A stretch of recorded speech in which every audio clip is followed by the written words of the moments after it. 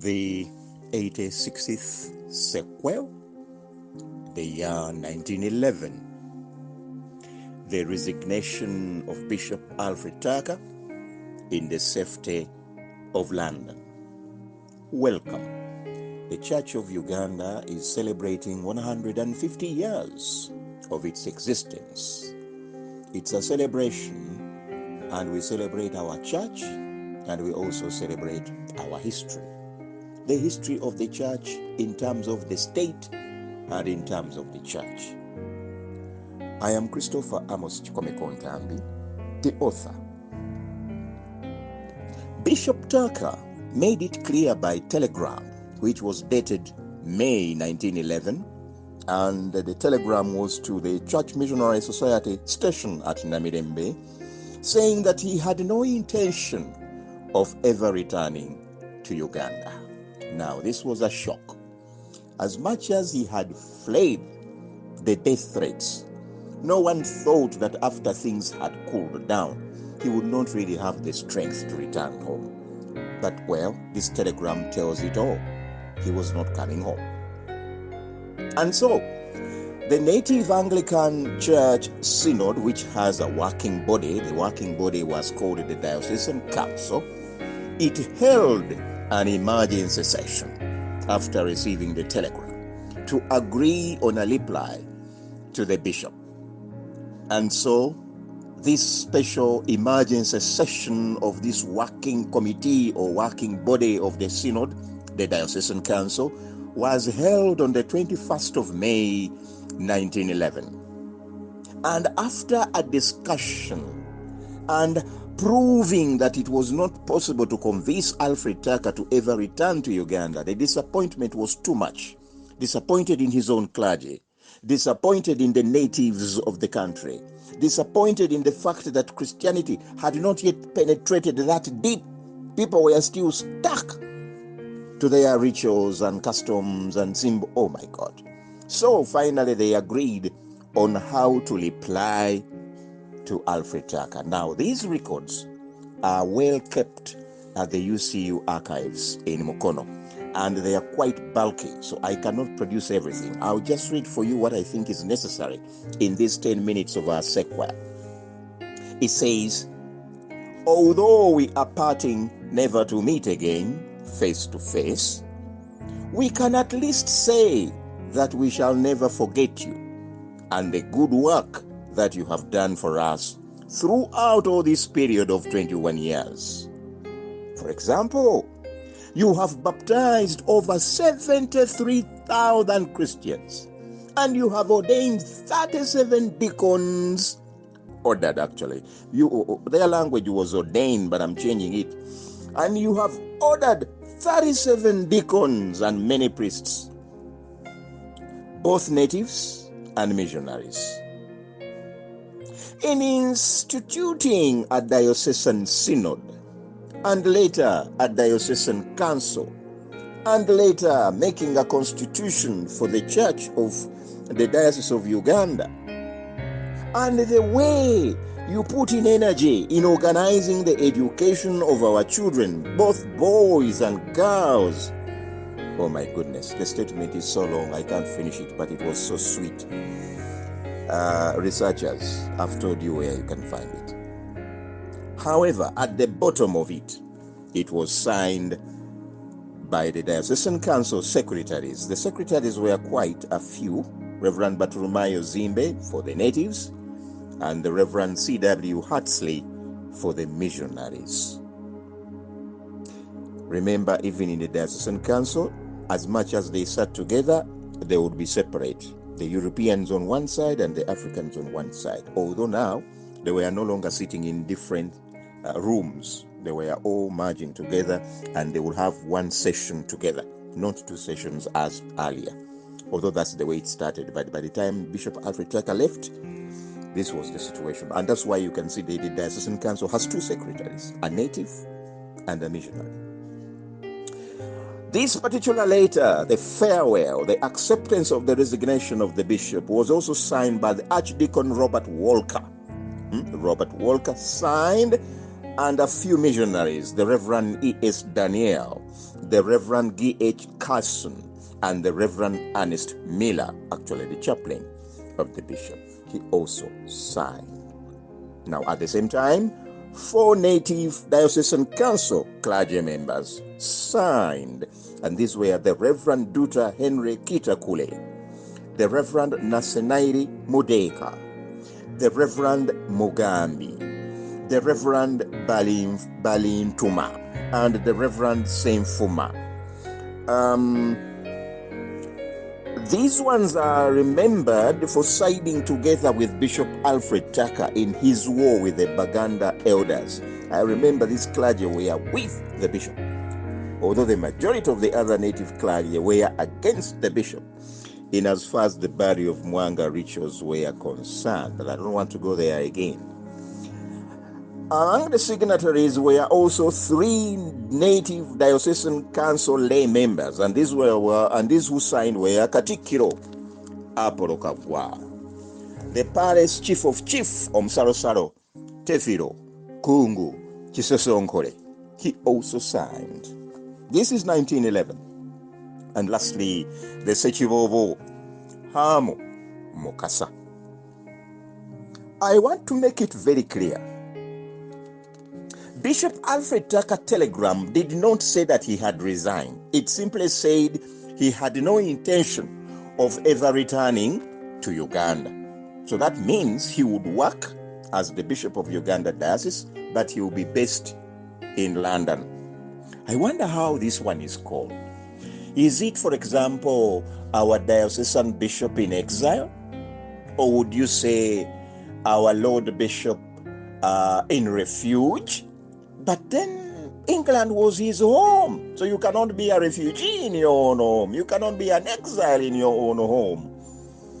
And therefore, this was a little bit disturbing until I decided to use the word French leave. Because I wanted to use forced leave, but nobody forced him to go to leave. He's the one who ran away, fearful of his own life. So that was not forced leave. But let me borrow the word French leave. You take a leave based on your own problems, and therefore you don't get that leave officially sanctioned by the authorities. You simply go. So that is called a French leave. So the bishop was on his French leave as far as May 1911 was concerned. And he was actually working, because remember, he began fundraising for a new cathedral. Yeah, the bishop was busy fundraising in England. In April, for example, he received the original plan drawing of the proposed Namirembe grandeur cathedral. If you look at the visual of today, you are seeing that grandeur cathedral plan. That was what he planned for. The architect who drew that was called Beresford Pite. And therefore, because the plan was ready, back home at Namirembe, the effort to relevel the site was ongoing. And in fact, the foundation digging was also ongoing. They had already dug 7 feet deep, but they, after looking at the grandeur plan, they realized they have to make it twice. So they began digging more and more to almost 14 feet, mostly made of solid rock. And therefore, as they dug, they would put in burnt bricks. They would throw into the pit these burnt bricks, and they would then reinforce where the brick construction would be with concrete. So it is one of the strongest foundations of any building in Africa, that Namirembe Cathedral. So much so that even if it was shocked by the most turbulent earthquake, that Namirembe Cathedral will stand. It has such a deep and strong foundation, unprecedented anywhere on the continent of Africa. Now, on the 24th of October 1911, Bishop Alfred Tucker in London resigned from his position of Bishop of Uganda. And at that time, the bishop declared, that he had successfully raised 9,400 sterling pounds in UK alone for the new Namirembe Cathedral. Wow, that is Bishop Tucker for you. He retired in the Durham, in an area called Durham, at the cathedral. The Archbishop of Canterbury asked the Church Missionary Society in London for a nominee to replace Bishop Tucker, and their final choice was the Archdeacon of Kavirondo, who was called John Jamieson Willis, the Venerable Archdeacon. He was 38 years old. They compared him with the Archdeacon of the Uganda diocese, Venerable Herbert Walker, who was 54 years. He was therefore a bit old, and therefore the best candidate suited for the position the Church Missionary Society discovered would be the Kavirondo Archdeacon. But there was a problem. Herbert Walker, of course, even looking at his age, was more experienced in Africa. He had arrived in 1890 together with Alfred Tucker. Sorry, he had arrived earlier. He arrived much earlier, just after the civil wars in Uganda. So when Alfred Tucker arrived, Herbert Walker was already on the ground. So he viewed himself as more experienced, and therefore he was disappointed when the Church Missionary Society decided not to elect him a bishop. And therefore, he too announced that he would resign in the nearby future. He did not resign immediately, but that he would resign. He said that he would retire. Yeah? And when somebody says he wants to retire, you cannot ask him for reasons, because retirement comes with the age, and he was 54, and he talked of retirement, so it was acceptable. Otherwise, if it was the 38-old Jamieson Willis to say that he was retiring, everybody would say, why? Because he would still be very young to retire. But nobody asked Walker, and it's only we researchers who can only conclude that this was all because of the disappointment of not being elected the bishop of the Diocese of Uganda, and instead his junior and much recent appointee as an archdeacon was preferred to take over the responsibility of the Diocese of Uganda. I would therefore celebrate Alfred Tucker, that he secured Buganda and Uganda for the British by offering a momentous amount of money when he went for fundraising in England to keep the Imperial British East African Company alive from 1891 to 1893. He therefore kept the Germans in neighboring Tanganyika at bay.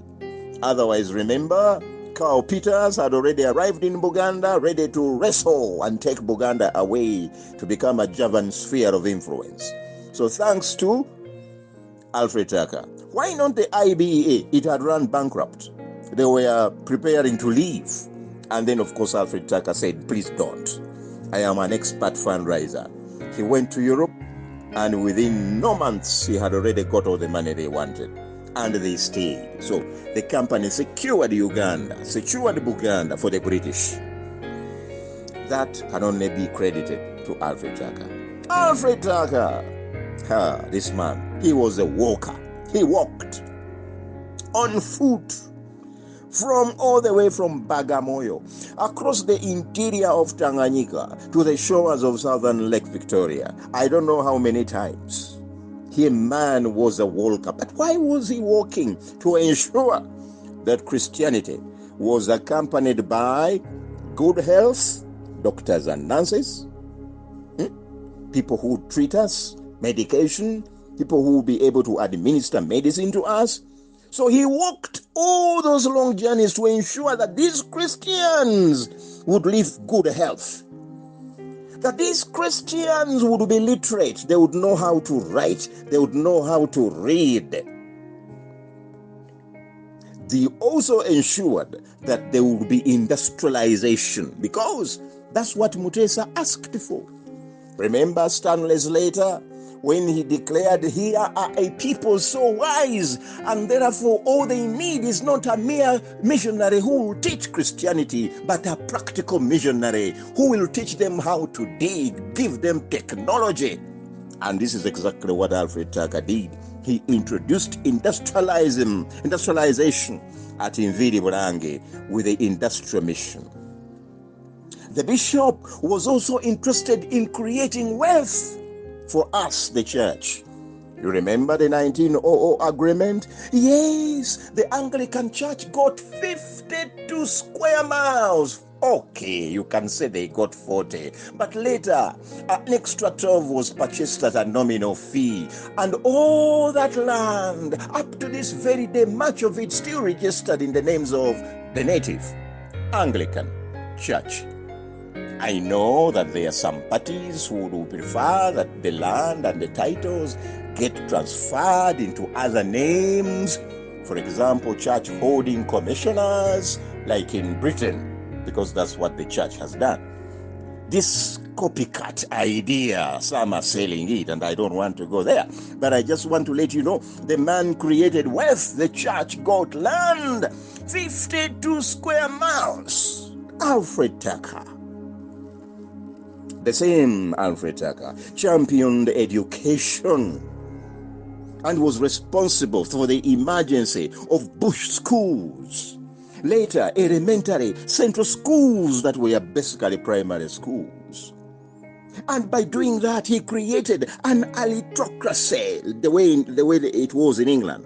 You know, aristocrats, middle class people, educated young Africans became educated. And therefore the palace positions in Uganda ceased to be a preserve of war army veterans and could be taken up by any child of any peasant as long as he had got an education through the central systems, through the bush schools. Alfred Tucker for you. He was a champion for Africans taking over in whatever thing.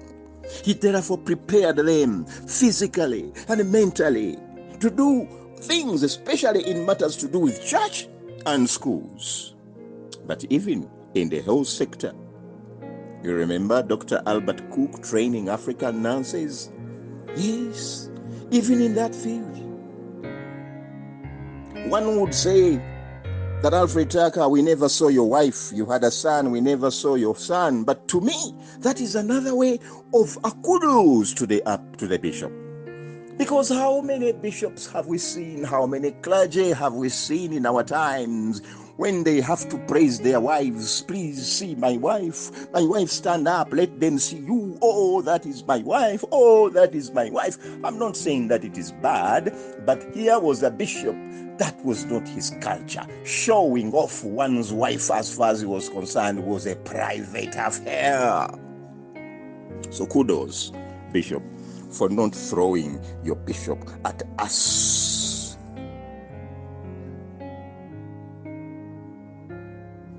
The emancipation of women began with Bishop Alfred Tucker.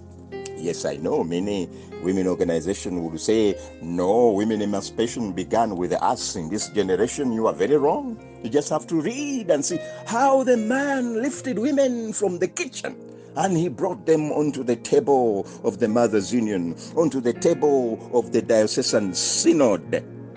How he brought those women to become teachers in bush schools with an education. It was him, Alfred Tucker, who was the pioneer of women emancipation. Oh, the bishop and his love for Toro. The bishop came from the Law Church. The Law Church are real saved people. They cannot play around. That's why, unlike Wilson Tayari, you will not find a half-caste baby in Toro or descendant of Alfred Tucker in Toro. Otherwise, majority of our people who stayed here longer, those people from Europe, they will always have descendants in Toro. They could even afford to take them back to Europe because they will be shy. How could you go to Africa and you start getting children from Africans?